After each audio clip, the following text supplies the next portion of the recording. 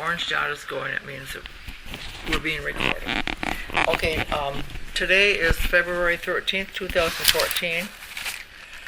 We're at the home of June Allen at 10719 Allen Court in Roscommon, Michigan. And my name is Carol Garlow, and June Bertl Allen is agreed to do a little oral history with us on the Bertl family and her mother's family, which is the Gyde, Gyde. And so the first thing we need to do, June, is to have you make a statement that this recording will belong to the Roscommon Area Historical Society. This recording that I am going to be making for Carol Garlow will belong to the Roscommon Historical Society. Okay, great, thank you. Well, see, that's not hard. Okay, so I think we'll start with your dad's family first. Is that all right? We're having tea. I really... So do you know who would have been the earliest people in your dad's family that came to this area? My grandfather. Okay, so your father's parents. My father, Herman Bertl Sr., and he was a blacksmith. Oh, okay. As he started out, and then he originally had the first Chevrolet dealership in Roscommon. Do you know about when they came here? No, I have no idea. And his wife's name was? Marie. Marie. But, yeah. Last name, according to his death certificate, was Worth. No, that's my mother. No, that's, yeah. Yeah, Worth. His mother's name was Mary Worth. Right. Okay.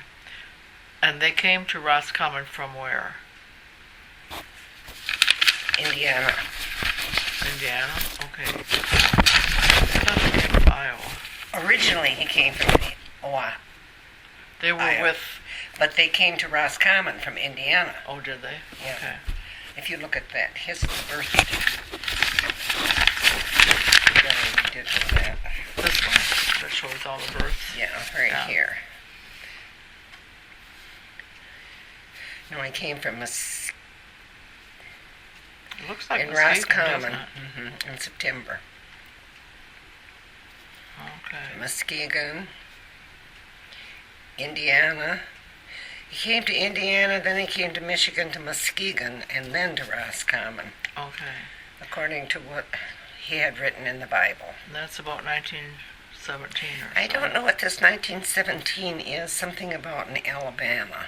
Yeah, it's hard to tell. So he was in Iowa, like the son Rudolph was born in Iowa in 1912. And so was Fritz, was born in... Well, they were born in Davenport, Iowa. Davenport, Iowa. Fritz and Rudolph were born in Davenport, Iowa. Then they had lost a daughter in 1912. And then Ernest was born in Indiana. Mary, the daughter, was born in Muskegon. And then Raymond was born in Roscommon. Okay. And I think it was in 1917 that Raymond was born. So let's just read off all of your father's brothers and sisters. Your father was... Frank Bertl.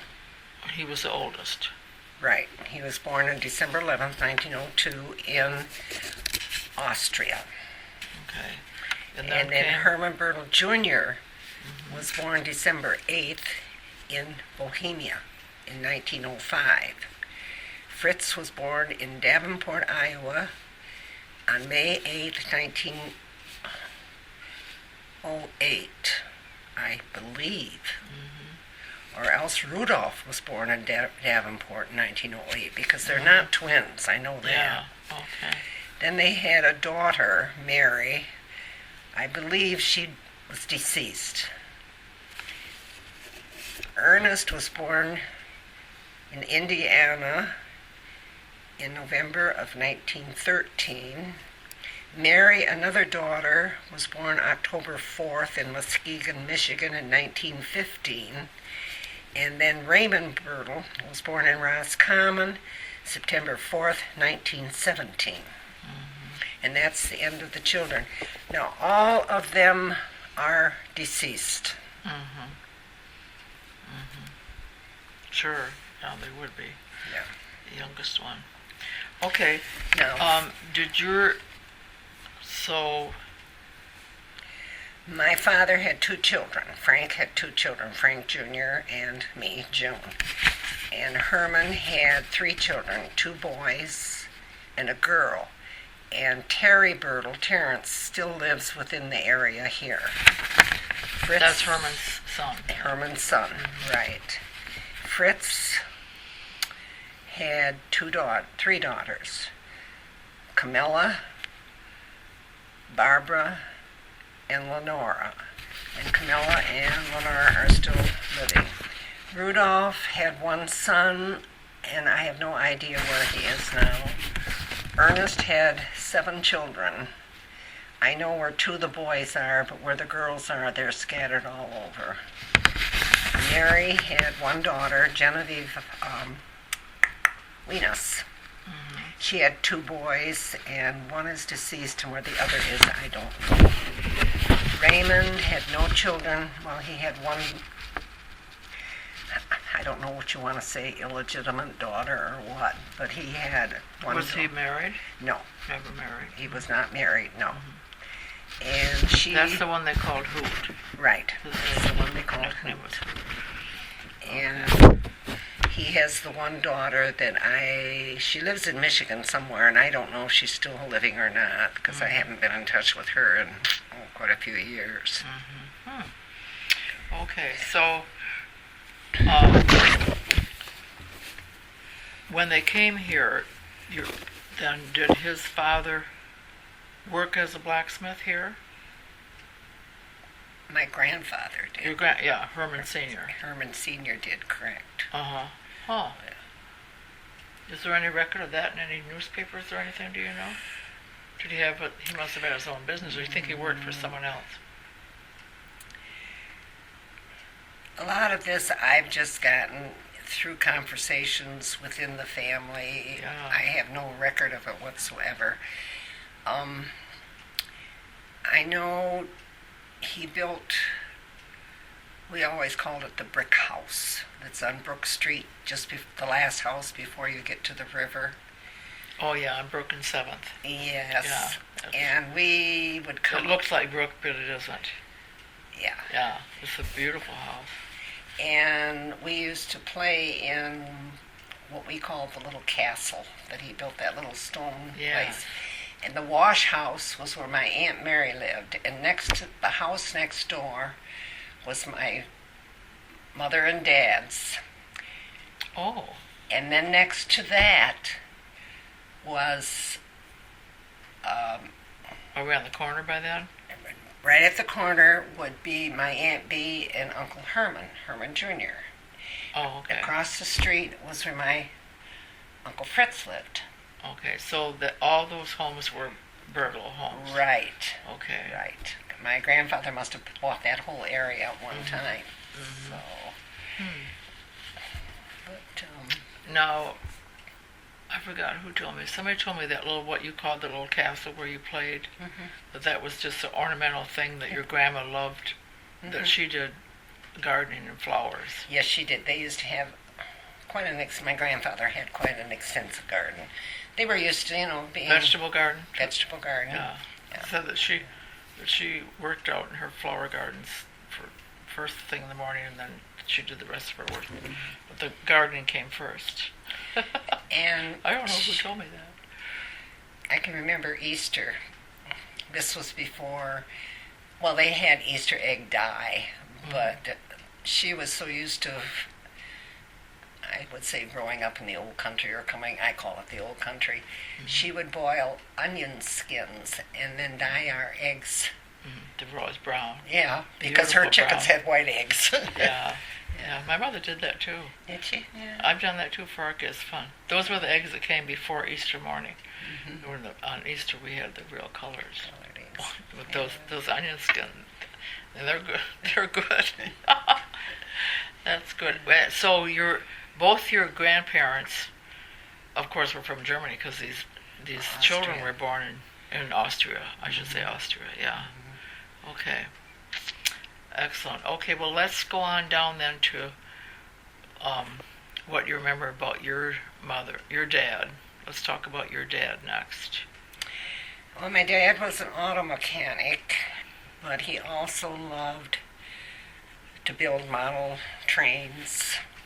Okay, let's talk about he went to Detroit and got this certificate. That was during the war, the Second World War. We moved to Detroit, and he worked for River Rouge. He was a tool and die maker. That's where he got all his expertise on building all these model trains. Yeah, but before that, you showed me that certificate and that picture when he was in that school. Where's that one? Because he was born in 1917. And he went to that school. That would be in that folder. Everything. All right, the Detroit Institute of Technology. He completed the course of practical instruction in construction, repairing, driving, and adjusting of automobiles in April. Oh, this can't be for him. 1919, he was not born till. Oh yes, that's him. He was born in 02. Mm-hmm. So he was only 17 when he did that. Mm-hmm. Isn't that amazing?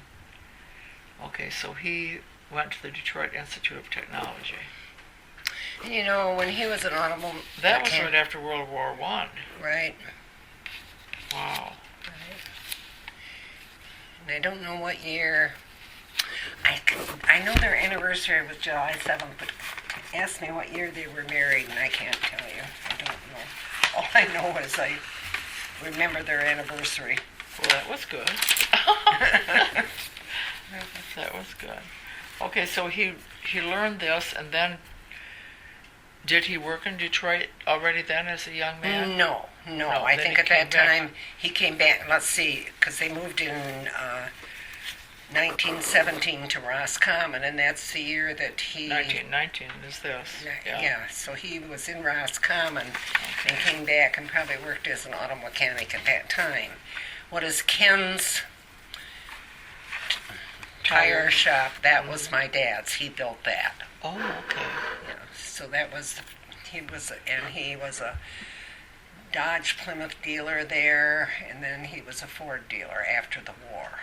Well, a long time after the war. After World War II. Yeah. So he built that building. Yep. So that goes back to the 1920s probably. Yep. I'm going to get more hot water. I can remember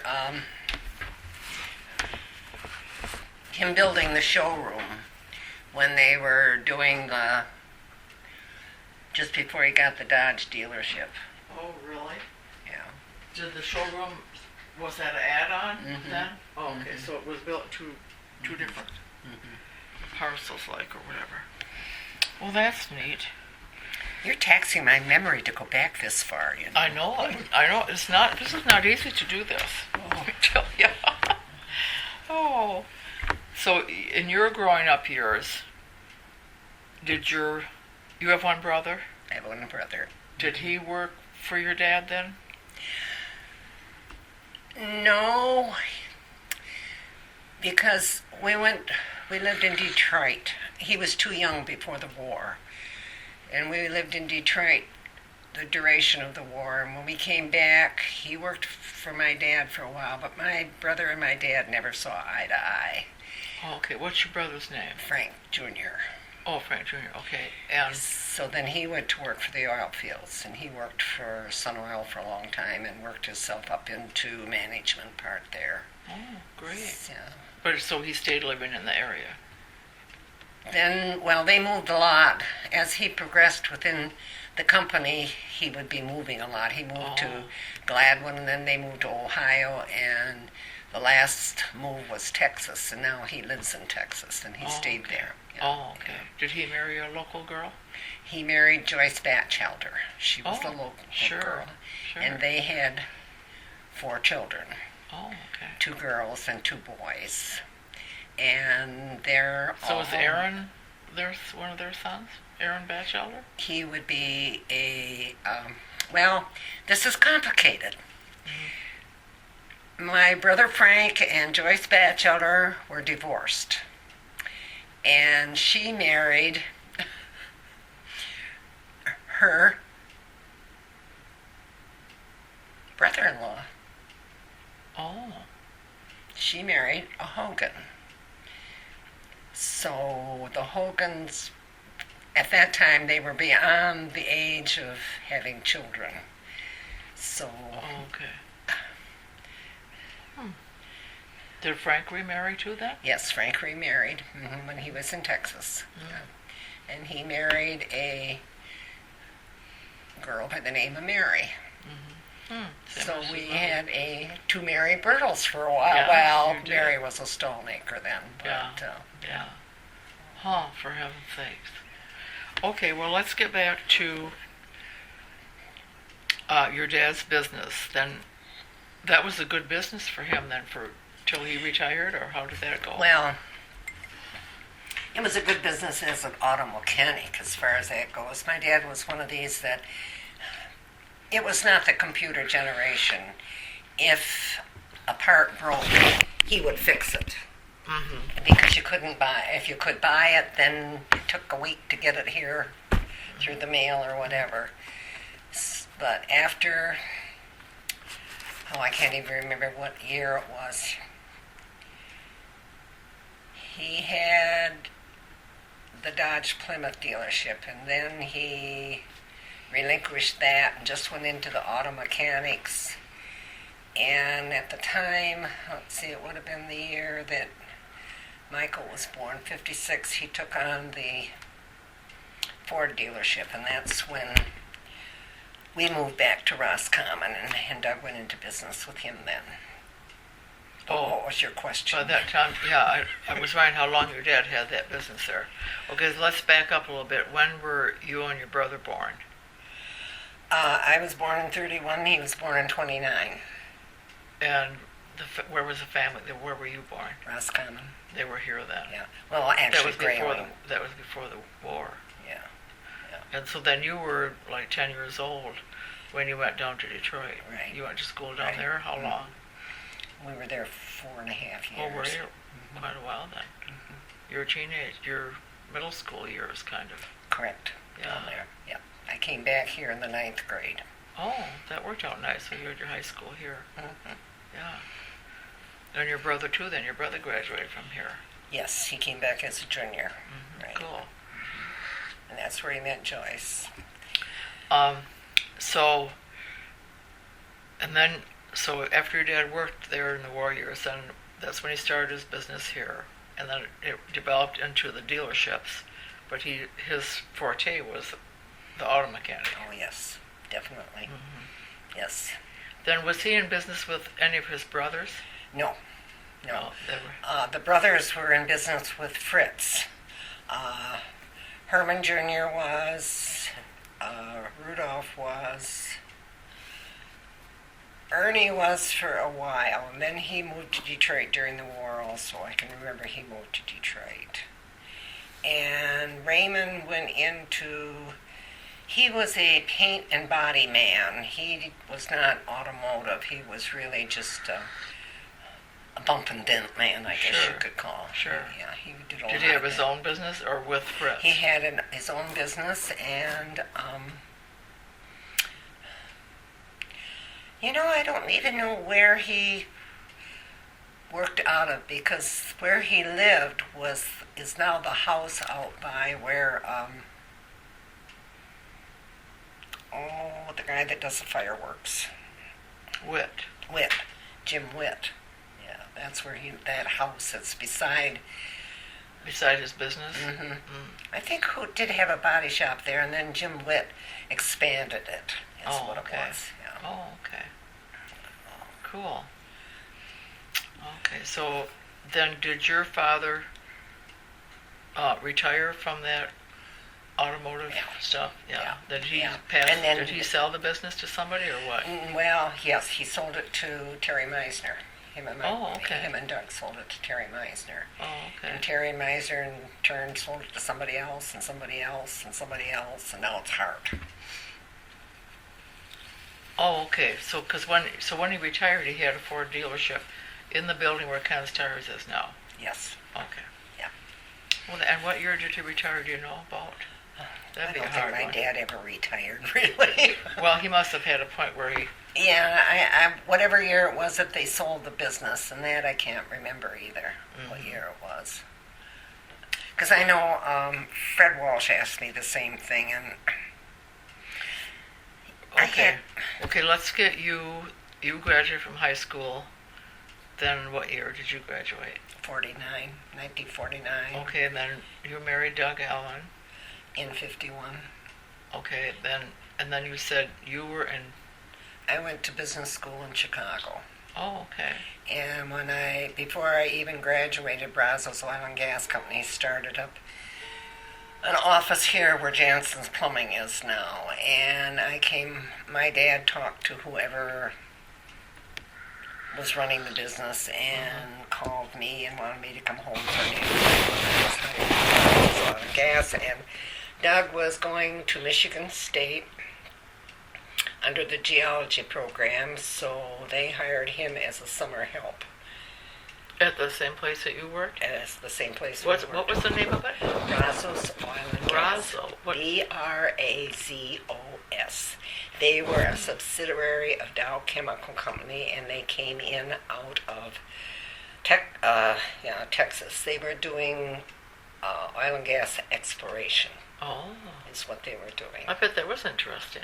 It was. Yeah. I enjoyed that job very much. Sure. That's where you met Mr. Doug, huh?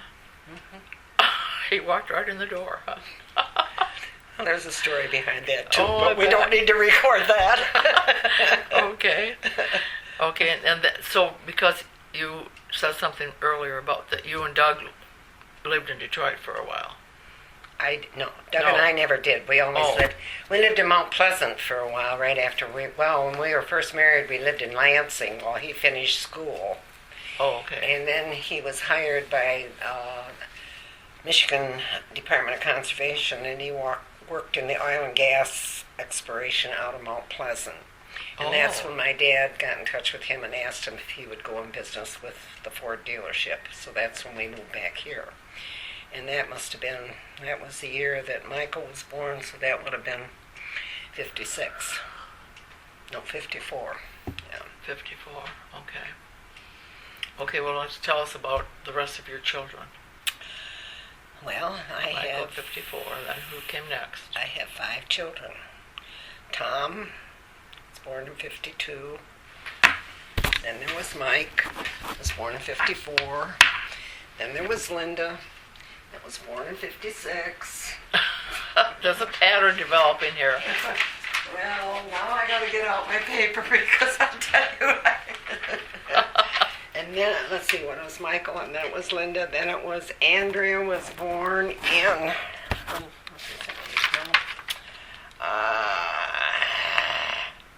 Andrea was born in 60, and David was born in 65. A little tag along there. He was my accident blessing, I guess you could call it. Sure, that usually is the way it is. Yeah. Said, we didn't plan on this, but it turns out to be wonderful. Yeah, great. Well, that's great. That is great. Where were we before that? Okay, so Doug joined your father in the Ford dealership. Yeah, I thought we were going to be talking about And- my dad. Yeah, well, we're going to, because I want to get him, when he had all this work going on, he started doing the train As a hobby in Detroit. Okay. Yeah. I'll let you expound on that. Well, for years, when he had the automotive business in town, where Ken's is now, there used to be the train that came by back and forth every day to Grayling. Well, I suppose it went further than Grayling. But my dad so he knew all the conductors. and they'd always stop because the depot was right there. Sure. So Dad would go out the back door and he'd converse with the engineer, and then he'd hop on the train and he'd go to Grayling with the engineer. And then I don't know how he got back unless they just turned right around there and came back. So that's where he got his interest in the trains. And then he started building them. And then he built, I don't have them, my brother has them. He built that actually worked oil rigs that would pump. No kidding. He was a very clever man.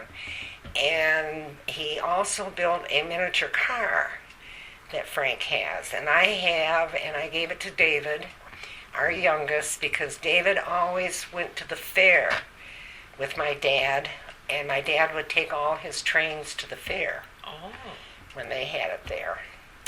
So David has the brass train that my father built. Well, was it just the engine, or was it a whole The train? engine and the coal car, not the Engine whole and train. coal car. He had a lot of, they called them Pullmans at that time, the passenger train. And my brother has all that stuff. The only thing I have of my dad's that he made was that brass engine. But and because David and my dad, he was the youngest, and my dad was semi-retired, so they got to do more things together. And my dad was not a sportsman. He never hunted and he never fished. Oh, okay. So this was his hobby. And did he sell some of these model trains? no, it was No, always he just a didn't. hobby for the family. Yeah, So where did he display them? Were they in your at basement? the fair. Yeah, well, when you were- he never really did. It was just something for the family. I think at the time they didn't have the train museum that they have here now, and he would be in seventh heaven. Wouldn't he? I bet he's smiling down on those guys. Yeah. Well, the picture from the 1974 newspaper article that was done on him is so neat. It tells about his being. Everybody was collecting the brass for him to build that brass engine. Oh, really? Yeah. Like, And that's the one that David has. And of course, my dad wasn't one of these that, he'd put the parts together and everything, but he wouldn't bother to maybe really buff it and shine it, really. So, it sure is neat looking. Cow catcher in the front. It was a model of an 1870 wood burner engine. maybe I'll have David take a picture of it. Yeah. He's got it displayed in his pharmacy in Oh. Midland, along with pictures of Doug's restored 38 Ford truck. Oh, neat. It says in this article here that Mr. Bertl, Frank Bertl's locomotives all run by electricity. By reversing the polarity, he can send them backwards and forwards. Had transformers, I can remember that. So, well, tell us a little bit about the accidents that he had with the car train accidents. Says he We had were two. going to go to the winter sports up in Grayling. And I can remember it was my Uncle Hoot picked us up. It was my mother and my dad, my Uncle Hoot, and Frank and I. And somehow or other he didn't hear the train coming and didn't stop at the railroad track, and that was all. None of us, nobody was really hurt.